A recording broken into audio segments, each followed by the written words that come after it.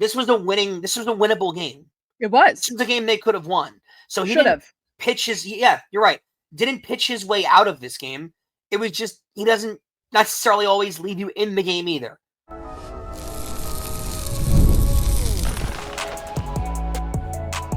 You are Locked On Yankees, your daily New York Yankees podcast. Part of the Locked On Podcast Network, your team every day.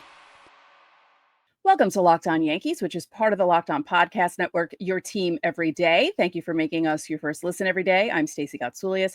This episode is brought to you by Monarch Money. Take control of your finances with Monarch Money. Use code LOCKEDONMLB at monarchmoney.com for 50% off your first year.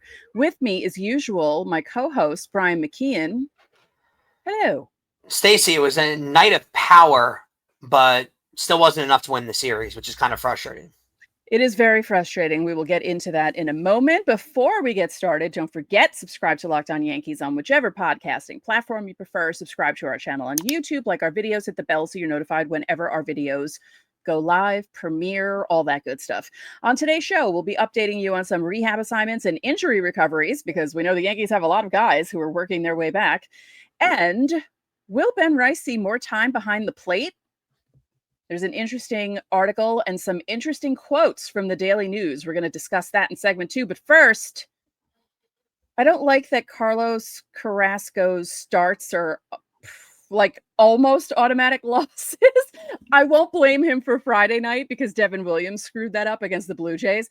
But it just feels like you're penciling in a loss whenever you see Carrasco's name in the list there. Yeah, I mean, you know what he is. Right? He's a 5 starter who's probably going to give you anywhere from a 4 to 6 ERA this year. And you just want to kind of keep things. You have to hope that in his starts, you can get a slugfest out of it, right? And you can outscore the other team. That's really what you're doing. And it's not ideal. He's not the ace of your staff, but this is the situation you found yourselves in. I think when they brought him into camp in spring training, the idea was definitely to not have him on the major league roster. No. It was to have him there to compete, possible insurance if guys get hurt. Guys did get hurt, and that's how he made the roster. I don't think there was an idea of having him actually make the whole thing. And that's how you find yourself in the position that you have yourself in now.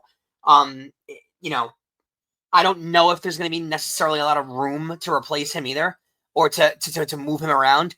But this is the situation they're in. I mean, this let's be honest though. This was a winnable game. It was. This was a game they could have won. So he should have pitched his. Yeah, you're right. Didn't pitch his way out of this game. It was just he doesn't necessarily always leave you in the game either, Right. So it's frustrating, but he is a number 5 starter. Like if you look at his line, it's 3 1/3 innings. He gave up 4 runs on 8 hits. He didn't walk anyone. He struck out 5. So there are aspects to his game that are good, because if you look at the walks and the strikeouts, you think, oh, all right, well, that's pretty good, because a lot of guys get burned by having base runners on after a walk. He was giving up singles and then the 2 home runs. And it was just one of those games. And then for the Yankees against Povich, he only pitched 4 2/3 innings. He gave up 3 runs on 3 hits. He gave up 2 home runs. He walked 3, struck out 2. So not a great outing from him. So yeah, I'm not going to blame Carrasco for this, because honestly, the Yankees should have won this game. The offense should have done more than they did. Maybe they should have saved some of the runs. Well, maybe they should have saved some of the runs from Tuesday night for Wednesday night. They didn't need to score that many runs on Tuesday night.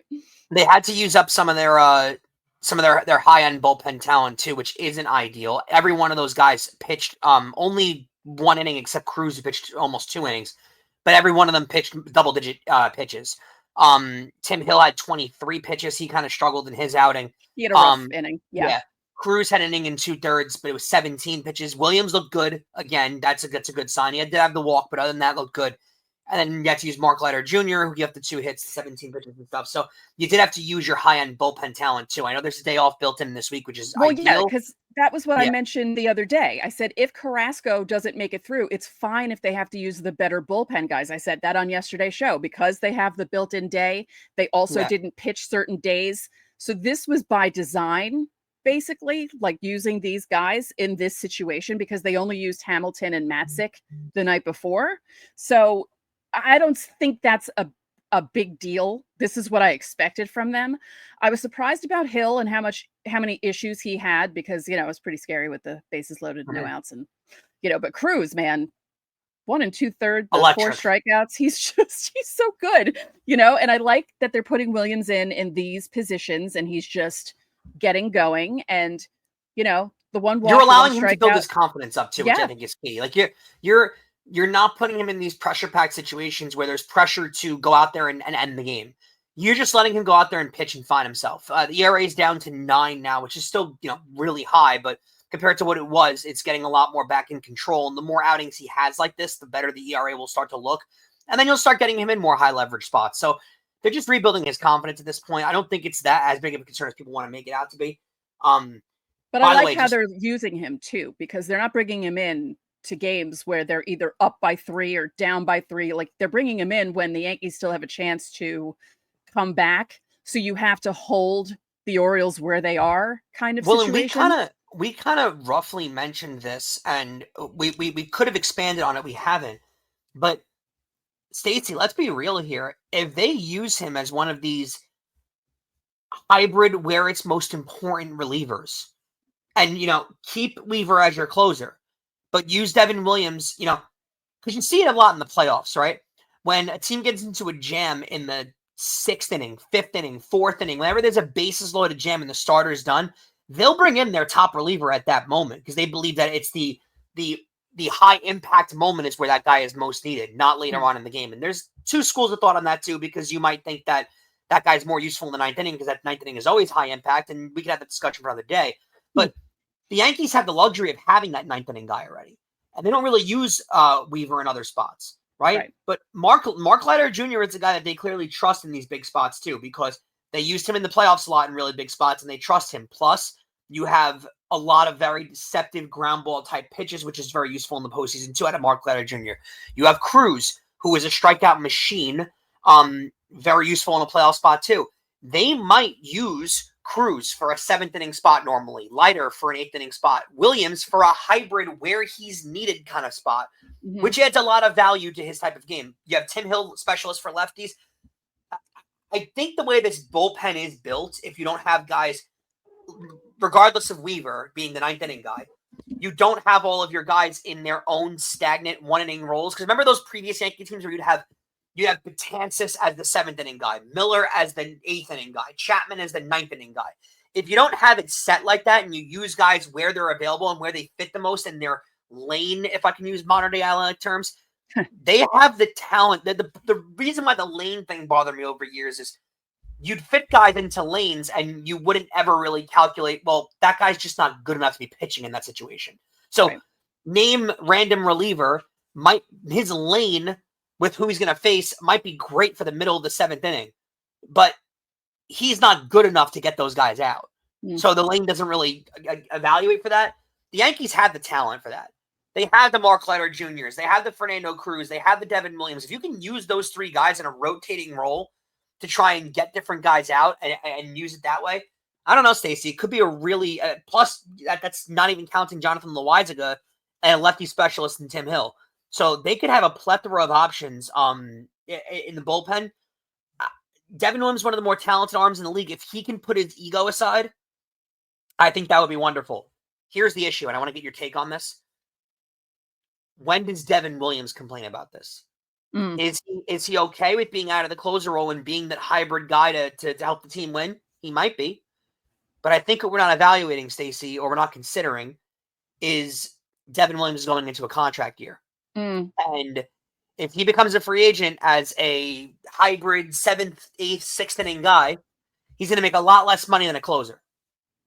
But I think the Yankees are doing this to get his confidence back so he goes back into the closer role. And then use Mark Leiter Jr. in that spot? Yeah, because if he gets over this hump that's been happening for the past month, and he is the closer from, say, mid-May through the end of the year, and he's lights out in most cases, an occasional bump in the road, but nothing crazy, he'll be fine in free agency because he'll be back to what he was. Yeah, and you can't ignore also, like, again, the history, too. This is not a guy who had a great year last year and you want to make him a closer. Like, he's got almost a decade straight of the ERAs in the 2s. Yeah. So I mean, you gotta take that into account too. I'm just. There may be a point if things go well here and they stick with Weaver in the closer role, who by the way still hasn't given up a run this year. That's my point. It's like how do you take Weaver out of that spot if he doesn't give you a reason to? Right. You know? So right. It's one of those things where, and Williams ain't gonna like that because again, free agency closers, a top of the line closer, like Devin Williams as a closer as a free agent is probably in line for $20 to $22 million a year on a 5-year deal, right? Devin Williams as a bullpen elite arm is probably in line for about $12 to $13 million a year. Yeah. Big difference in salary. So there is that to be accounted for too. Yeah. One quick thing. Judge hit his 325th career home run. There's a nuke too. Ties him with, 426 feet. Ties him with Willie Horton, Jermaine Dye, and Justin Upton for 126th all time. It was his 511th career extra base hit. That ties him with Roy White for 17th in franchise history. And yeah. And what was the other stat? Oh, it's his 765th career run scored, which moves him into 24th place in franchise history, passing Bob Musial. Yeah. So that's something. Very quickly, because we have to go to the next segment, but did Heston Kjerstad overreact? Because I think he did. Where was Reyes supposed to go? Of course he did. And then you get the whole the bench is clearing, bullpen's clear. But the bullpen guys were like laughing at each other, kind of like, why are we even here? Like, it's just one of those things where you run out and It's so baseball. Like, stop. Yeah. This happens a couple times a year with different teams. Yeah. Give it a break. Yeah. Okay. Not you. I'm saying in general. No, I know. All right. Don't forget, subscribe to the channel, hit the like button on our videos, hit the notification so you know when our videos go up. You can also join the Locked On Yankees Insiders Club. The link is in the description. You'll get text from us. You can text us questions, comments, reactions to trades and signings. We send out the lineups every day during the season, roster moves and breaking news, so you don't have to check social media. There's a 14-day free trial. All right. Coming up, will the Yankees give Ben Rice more defensive reps as he continues to rake? We'll tell you the answer to that question next.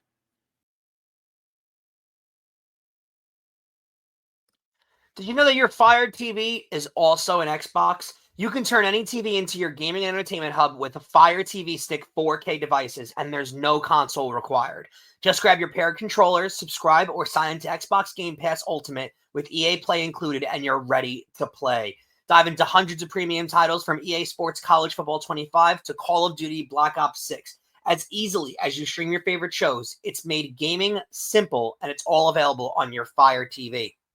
With 4K streaming, you can watch more than 1.5 million movies and TV episodes from your favorite subscribed services like Netflix, Prime Video, Disney+, Max, and more. It's the best thing ever, guys. You can switch between all the games that you're watching, go back and forth to video games. It's the best. You can all do it on one thing. Just all you need. You head over to Amazon.com/Fire TV Locked On to get started. Xbox Game Pass Ultimate subscription and compatible controller are required. It's available on select devices, including Fire TV Stick 4K second generation, Fire TV Stick 4K Max first and second generation, and Fire TV Cube third generation. Not only do we cover your team every day, but now we're giving you the instant episodes after every single game. Check out the Locked On Yankees postcast. It's hosted by Jay Berman right here on the Locked On Yankees podcast feed. Get rapid reaction to all the biggest moments with the Locked On Yankees postcast. Stacey, before we get into some interesting storylines that I think we need to discuss a little more, tomorrow will be a solo venture for Stacey Gotsoulias, along with Sunday and Monday's show, because I will be in Europe, in jolly old England. I'll be at the Manchester City game on Friday night and the Chelsea game on Sunday night. So I'm very excited to do that. It's a first time in Europe experience for me. First time seeing European sports for me. So that'll be really cool. And I'm taking some vacation time. So Stacey will be hitting it up as a solo venture. So you guys can enjoy her for 3 days solo. Yeah, I'm thinking about possibly doing a live stream for Fan Mail Friday. So keep your ears perked up for that. Noon time. We'll see how I feel on Thursday today, but I'll let you know. You'll see. if it's in YouTube and it says it's going to be a live stream, please join me and I'll answer your questions there and whichever questions were submitted. So yeah, should be interesting. Should be interesting, exactly. So I've wanted to discuss this, and I've kind of waited for news to become more relevant on it, but it's become news at this point, and it is ready to be discussed. Ben Rice, with how good he's been, he has played his way into the lineup consistently every night. And I don't know. I'm going to be honest with you. I don't know what the Yankees' option is when Giancarlo Stanton is back. I don't know what there is to do. He's progressing. He's close. When it comes to being on-field activity and working out, I think he's probably about a month away, which isn't that crazy to think. And they've got other guys becoming available. Stacey, what do you do here? Because Ben Rice is a legitimate player. I mean, he's got 8 home runs on the year. You can't just remove him from the lineup. Like, he's a legitimate part of this team. I don't know where they go, but I think Ben Rice has been better than they even anticipated. Yeah, well, he's not going anywhere because they can't really. Where are they going to put him? He's been one of their better players. So yeah. The thing is, one of their best players. Yeah, the thing is, he played 1 inning as catcher in the subway. The subway? What? Hold on. Sunday. Okay. It would be a long subway ride. Right? The thing is, Rice played 1 inning as catcher in the doubleheader sweep of the Blue Jays on Sunday. And Boone said that anytime we have a game like this where we can get him in there, I'm going to try to do that. He also joked that Tanner Swanson, who is the director of catching, is always on him about getting Rice behind the plate, which is interesting. Let me add this and just quickly. You read this quote. Anytime we have a game like this where we can get him in there, I'm going to try and do that. No, you don't. Because there's been opportunities throughout the entire year to get him in there and catcher, and you haven't done that. So I don't want to hear that. Am I crazy? Am I crazy for reacting that way? There's been plenty of opportunities where they've gotten blown out of their blowings. Where was he the other day against the Orioles when they scored 15 runs? Right.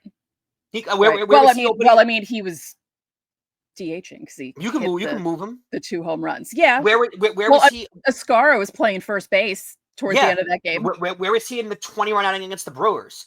Yeah. I mean, there's been plenty of games that have gotten away from them where they could use him. So I don't want to hear that Boone's tried to get him in there. He hasn't tried hard enough then. So from this article, it's in the Daily News. Gary Phillips wrote it. It says Swanson, Tanner, who I just mentioned, who's the director of catching, is a big believer in Rice as a backstop. So much so that he said the 26-year-old could be a starting catcher for more than a handful of teams right now. However, there's been no room for Rice to play the position as the Bombers are also rostering Austin Wells and JC Ascara. And Ascara's been good too. So it's not like he hasn't really given them reason to force Rice in there more. Right. On Wednesday, Boone said that he's started to think about how a more crowded roster, because there's also DJ LeMahieu making his way back, how that could impact Rice.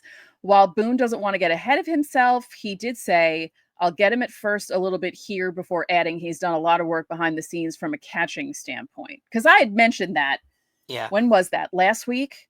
That I thought, even though they haven't really played him at catcher, we don't know what's going on behind the scenes. And it says later in the article that he's been working with that traject machine that Stanton's been working with on the batting side. But they also talked about how the machine's not the same as game action, but at least he's getting like... The machine is psychotic, though. Have you seen this machine before? It's like $400,000, and it actually emulates specific pitchers. Yes. And their exact spin rate. It's crazy how good it is. So he could actually put in like Garrett Cole's spin rate, and it'll pitch to him like Garrett Cole's pitching to him, which is nuts.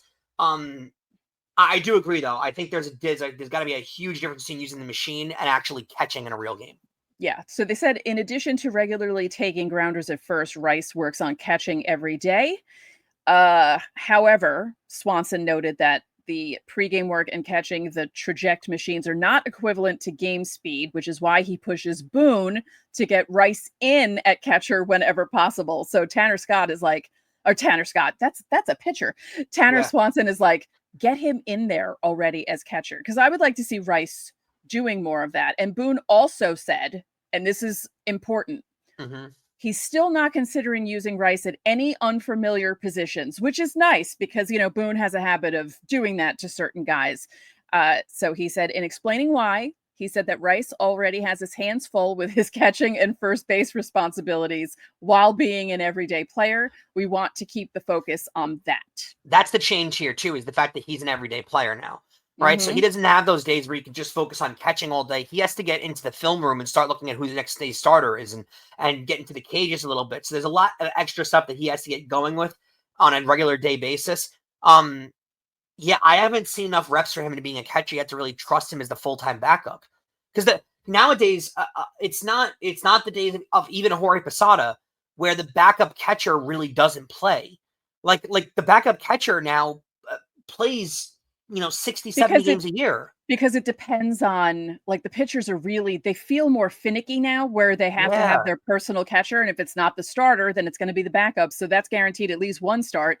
And then maybe two pitchers in the rotation are more comfortable with the backup catcher. So you see him more. And then there's rest days, day game after night game. There's a million scenarios where, and plus, let's be honest too, if Rice is hitting as well as he is this year, he's got a 998 OPS, Stacey.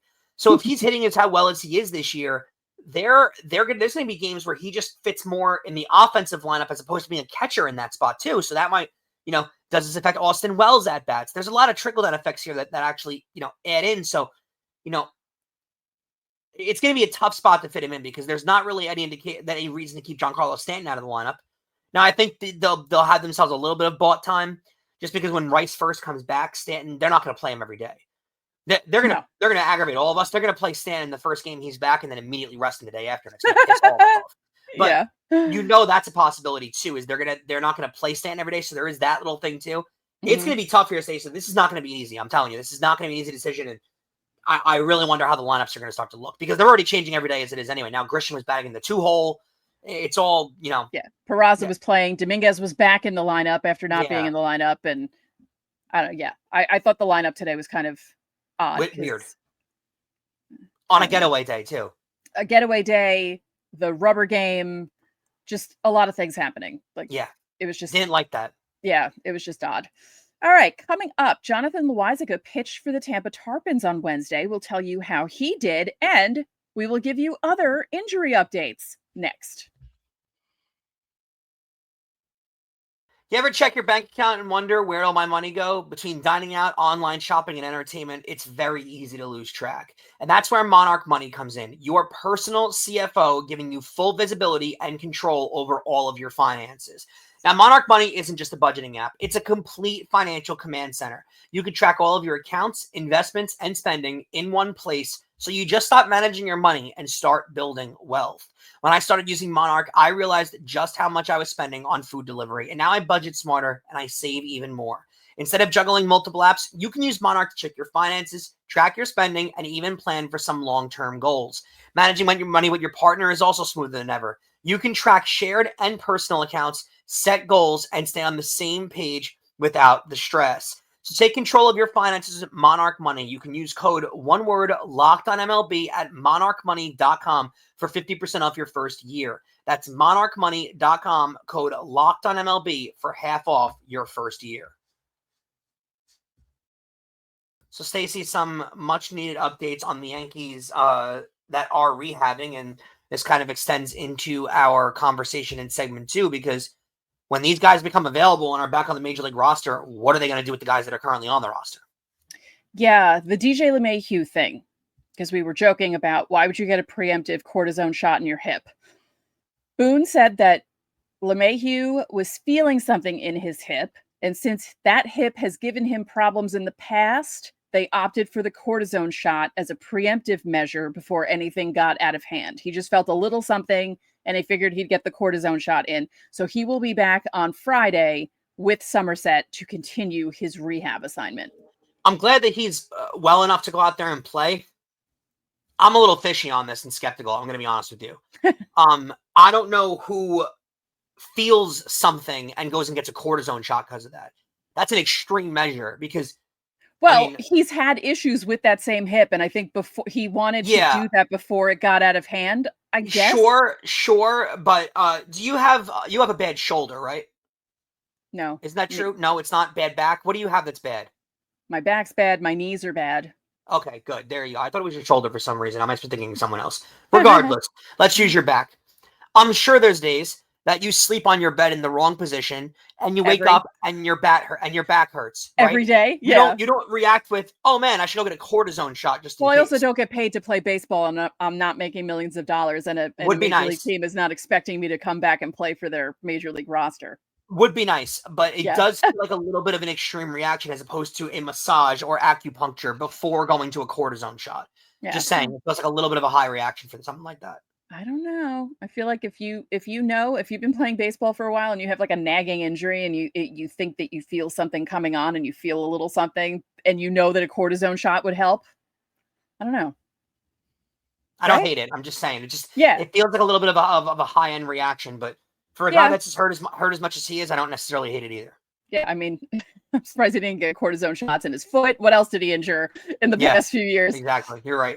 Speaking of someone who's always injured, Jonathan Loáisiga pitched for the Tampa Tarpons on Wednesday. 1 inning, 1 hit, no runs, no walks, 3 strikeouts. His sinker reached 96.9 miles per hour.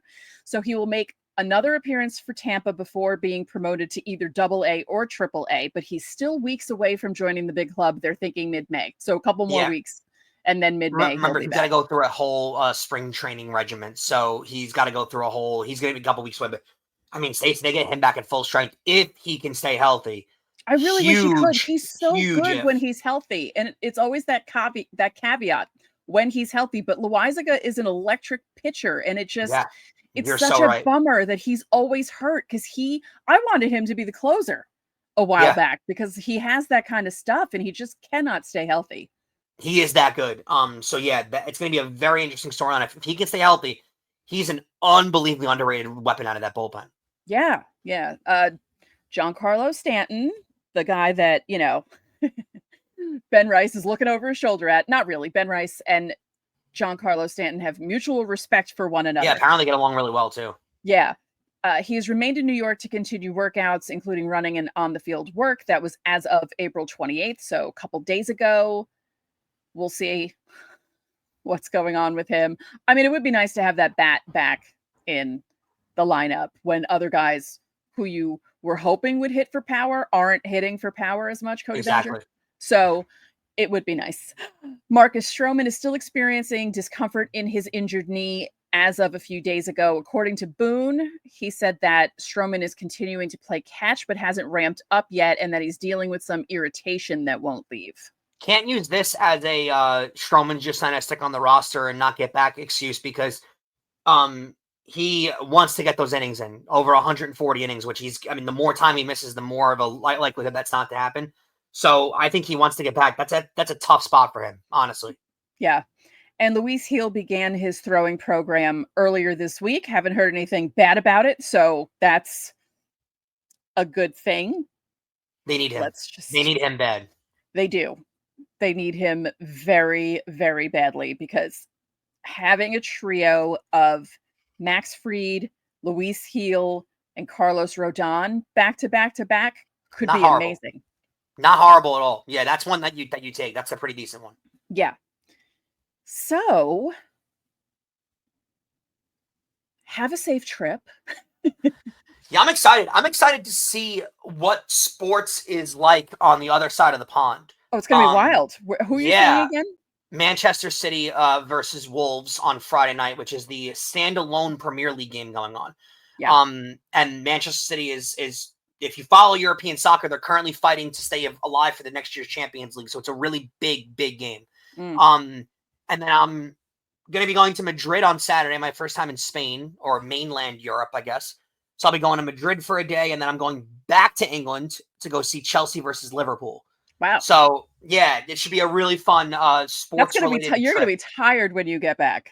Yeah, but it's worth it. I've never been to Europe, and I'm young, so I'll get to experience that for the first time because I've never done it before. Yeah. Have you been to Europe before? No. Yeah, so I'm excited because I didn't know if I would get there. So I live vicariously through all my friends on Instagram who go to Italy, go to Spain, Portugal, all of my friends who go to Greece. I've never been to Greece. I'm the worst Greek in the world. Yeah, really? Yeah. At bare minimum, you got to get to Greece. I mean, Greece is gorgeous. Maybe someday. I do have a cousin who has I don't know if you would consider it a beach house because it's in Santorini, because it's up on the, but like it's like a summer house, and they're like, oh, you should come. I'm like, you should. I know. The thing is, I don't speak Greek. They'll see my name and think I speak Greek, and then they'll yell at me for not speaking Greek, which always happens at every diner I go to when they see my debit card and they see my name and they start speaking to me, and I just shake my head and I blame my father. I said, my dad never taught me. I'm so sorry. Yeah, I wonder how much I'll struggle with. Please I wonder stop how much yelling. I'll struggle with Spanish. I don't know if I'm going to survive in Madrid very well. I understand Spanish more than I thought. Okay. Because I took it for 6 years, but I didn't think I learned anything. But then when I hear people speaking Spanish, as long as it's not too fast, I actually understand more words than I thought. I'll make sure to document everything online so you can see. Yeah, so we'll see how you do there, but have a safe trip. It sounds like a lot of fun, and you're gonna see European soccer. Like that's bucket list. That's what I'm really looking forward to. Seeing that live. Yeah, I've heard it's a different environment than anything you can imagine. So that I'm really looking forward to. Yeah. Thank you for making Locked On Yankees your first listen today. For your second listen, check out the all-new Locked On MLB Game Night. Every game, every night, all season long. Get local analysis on a national scale. Find MLB Game Night on Locked On MLB on YouTube or wherever you listen to your podcasts. So that'll do it for this edition of Locked On Yankees. I'm Stacey Gotsoulias. And I'm Brian McKeon. Well, Stacey will catch you guys tomorrow.